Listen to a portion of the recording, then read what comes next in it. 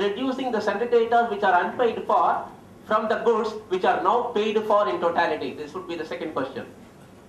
The third question is, wherever you find that there was a diversion, even in the second question I said that amount has been diverted for the fixed assets. In that case, what would be the possible solutions that we may have to give for the banker to protect his interest and for the borrower to continue in business if your expert opinion is called for from you?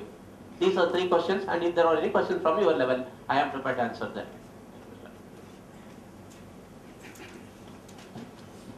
Unpaid stocks.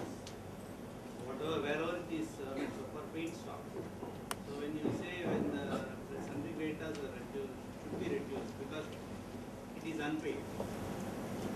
Okay. We are financing only for the paid portion. So I don't think so the content of the is right. Any other viewpoint on that? It should be deducted. In terms of the working capital estimation, we do take into account the sundry creditors, and CMA data projects a certain sundry creditor position. True.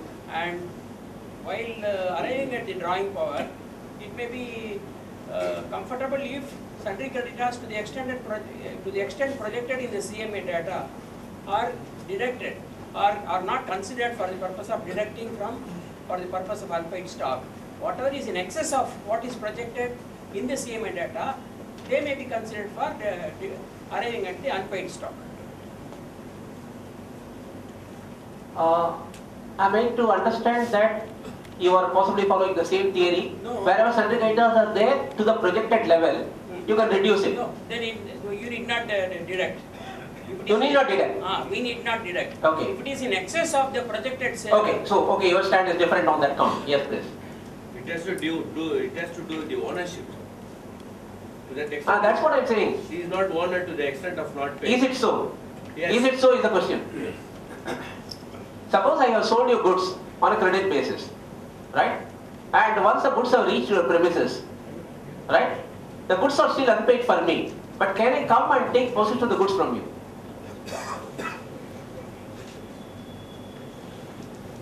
As per the Sale of Goods Act, the moment it has gone out, it becomes your property, even though it is unpaid for. Any other viewpoints on that, please, sir? So for calculation of working limit, those calculations are separate. This is at the field level where we talk about unpaid stocks. Now suppose, as you said, the unit is NPA or there is a problem in the unit. And one solution is the owner returns the purchases to the supplier. Which is nevertheless going to happen. Yes. Okay. So that is one scenario. Okay. So I think to be on the safer side, not taking unpaid stock is good. And the second thing about audit which you're talking of, stock taking, some of you may feel it's very difficult. From what Mr. KUMAR has given us a lot of examples in industry and practical examples. But one of the basic things we have learned is when you go for stock taking, you note down the cutoffs. Cutoffs are which is the last bill out, that is the delivery challan for the finished goods, the last inward delivery challan for the various raw materials, the statements prepared by the management, and gate passes, whatever it is, you make a note of it, and then you start your stock taking. So if you do all this, there won't be much of a problem. And the second point you mentioned about, I'll just go to this other. Please, sir. The second point you mentioned, I've done bank audits for many years. The second point you mentioned is stocks at various locations. Here again, I would say that you take that location which has got the maximum stock, say maybe out of six locations, if two locations are high value and percentage wise it's more, you concentrate on that. The other 3 or 4 locations, you get the returns from the management, and at a later date, check it up and reconcile it back to the cutoff date. Why I say this is, even in bank audits, as many of you are aware, say for example a bank has got 3,000 branches. All 3,000 branches don't have statutory audit. Only about 1,000 branches have audit. The other 2,000 branches which are medium or small branches, they are done in rotation. So each year about 400 or 500 are done. And the balance about 1,500 branches, only the returns are taken into account on the assumption that the internal inspection department has done its work, the branch auditor has done his work, and so it is consolidated at the head office level. This in no way tells on the responsibility of the statutory auditors. Even though he has not checked 1,500 branches, still he signs 2 of them for central audit, sign the balance sheet saying that we have done it. Because they rely on the branch auditors, branch statutory auditors, they rely on the branch inspection people. So I think that is the other point. Basically, you are contemplating the theory of ABC analysis. Yeah, ABC. Find out what are the major value items, concentrate on that. Yes. If you are able to cover that, possibly you can have a reliance on the other things which are not been covered. Yes. And the other thing is about work in progress time. See, basically if you take a continuous industry as they call it, the cement, chemicals, fertilizers, you cannot inspect the stock. And it's not in units, it is in volumes. True. For example, way back in the 80s when I was a junior officer with Price Waterhouse, I went to Shriram Fibers in Manali. The first thing we did was we went and met the technical experts, the production manager. He took us to a room and they showed us a flow chart. He said this is where the input is done, this is the next stage of process, this is the temperature, this is this. Finally it comes and it is converted into finished goods. So you cannot be counting this. So you only have the input, so many tons of this material, 1, 2, 3, and then you got the output. So you have to have some basis, some approximate value and say, okay, 10 lakhs of material is there, depending upon, as he rightly said, the process time. The whole process takes about 4 hours or 5 hours. What is the material in, raw material in that thing for that 5 hours?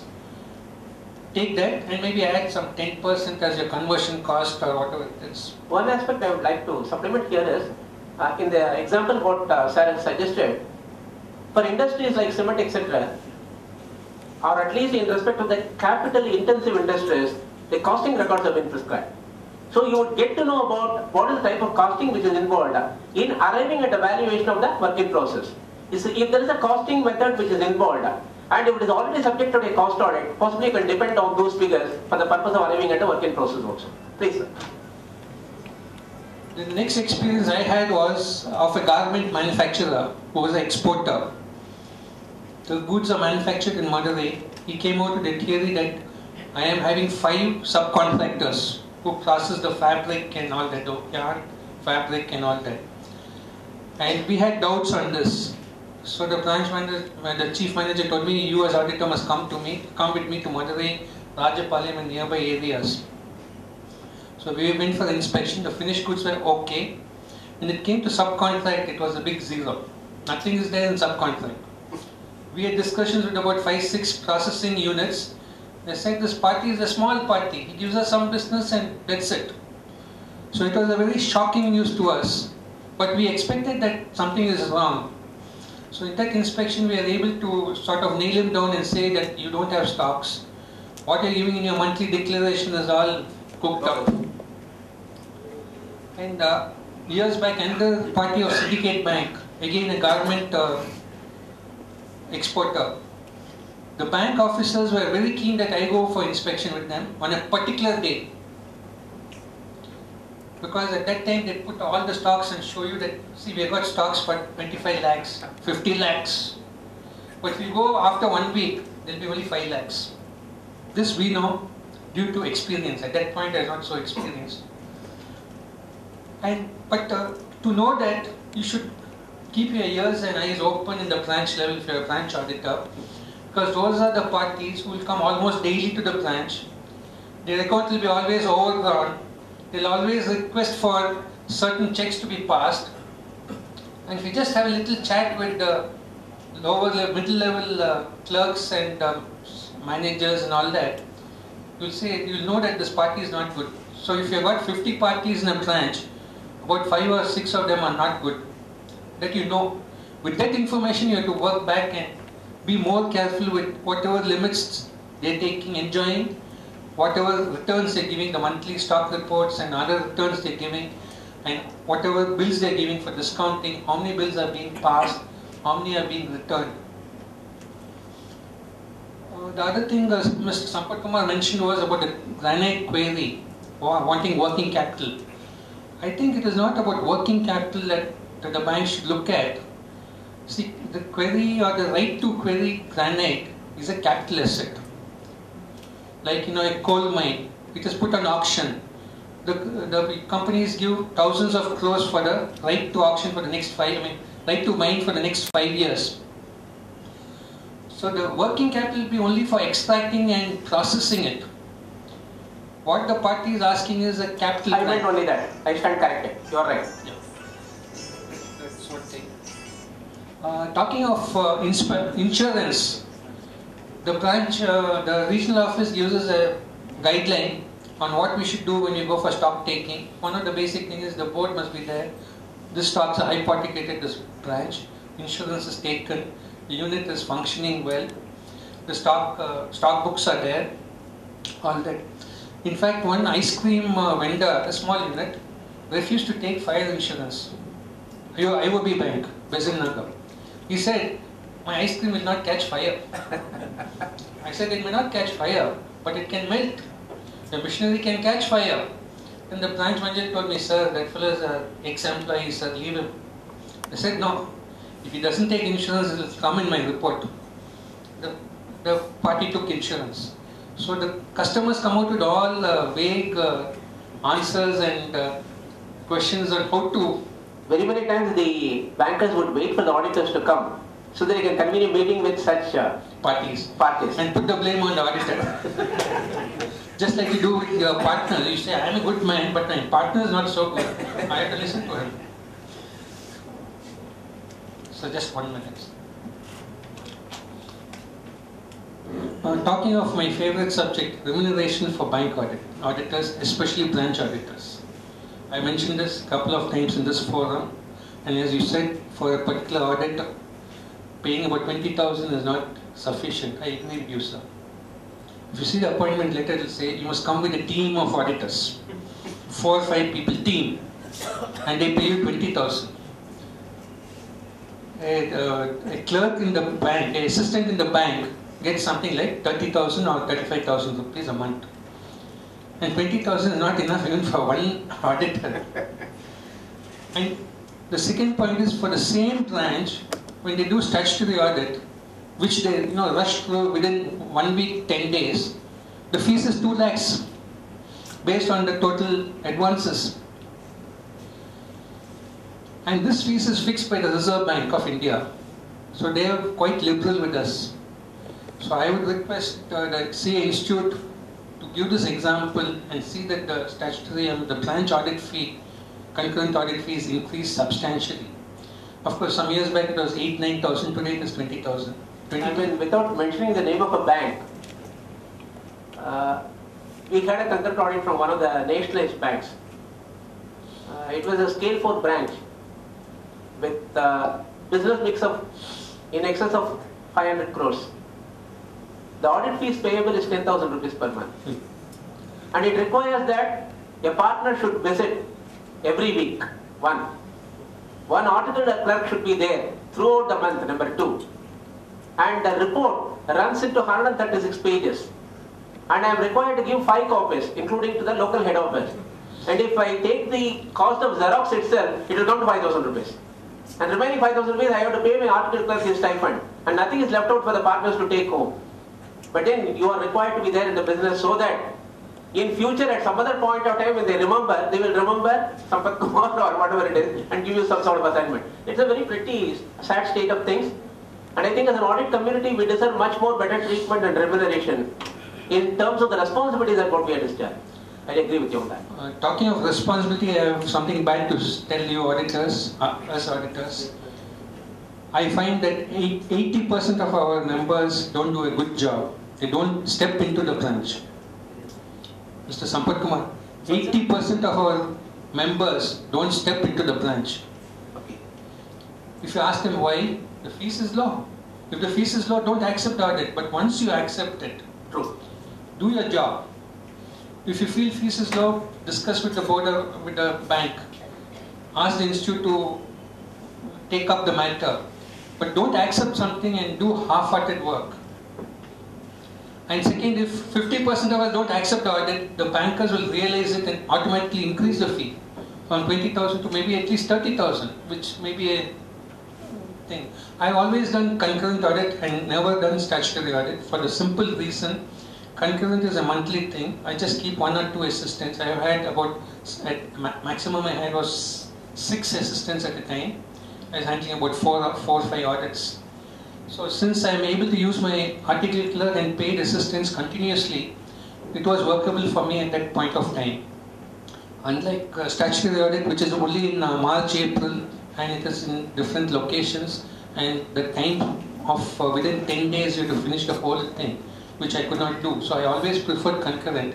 And as Mr. Sampath said, it is just to be in practice with some facilities. Thank you, sir. Thanks.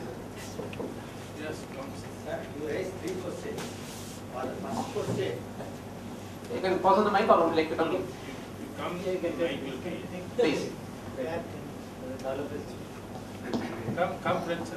Sir, first question is, if you are sanctioning security as a debtors, 50% of the debtors we are taking as a security and advancing it, the creditor should be deducted. Otherwise, creditor should not be deducted from the unpaid creditor should not be deducted. Second question, you asked, he has invested in some other building. In this case, the working capital has been diverted. So the entire creditor has to be deducted even if you are not sanctioning any debtors finance. You are not taking any debtors finance. You will be deducting from the stocks. Yes, unpaid creditors. Third one is you have taken whether we have to inform. Sir, you have taken one example of agarbatti and you have said that 75% is local sales and 25% is export sales and is EOU. True. So EOU means you would have availed concessional advance Exactly. from the That's bank. the point. True. So we should, in these cases, we should inform that bank has lost. This is a revenue loss to the bank. This is my answer, sir. Thank you. Thank you, sir. This is in response to Mr. Janardhan about fee and the kind of attention auditors are giving. And he has got a very sweeping statement saying that 80% of the auditors don't even step into the bank. I strongly disagree with you. I am a sole proprietor for the past 20 It does not exceed, then we should not deduct it again. That's my viewpoint also. And if there is certain rate of level over and above that, we are in order in reducing this. This is one point. The second point, as Mr. Arun said, presently the assignments what we are getting is not remunerative with reference to the effort that we are putting in. And therefore choice is yours, whether you are going to take up that or not. But if we are taking up the assignment, we should do justice to that. That's the second point. The third point, coming to the NPA part, there are scores of auditors like Mr. Janardhan who said that, yes, I could not do much about it, but I understood that and left it at that. There are prudential norms, guidelines which are there. The guidelines are basically to tell us to draw a line between a borrower who is erratic in his behavior, who is trying to take the bank for a ride, and between a genuine borrower. There are borrowers who are genuine but who run into real genuine difficulties. Temporary aberrations as we call it. Even the guidelines of the Reserve Bank of India under IREC norms, it says that if there are going to be only temporary aberrations, if you are satisfied that the account will be back to normalcy in due course of time, you need not go strictly by the rule. You go by the spirit of the guideline which is there. I think if we as auditors, as professionals, if we can take that stance, one is doing justice to the audit which has been taken by us irrespective of the fees. Number one, understanding the principles, not going strictly by the rules alone. If we do that, I think our popularity and our acceptance levels, both with the borrowers and the bankers, will go up. And as Mr. Arun said, more of better things will be on our way in due course of time. All the best to every one of you in the professional community. Thank you. On behalf of each and everyone present here, I present a small memento to the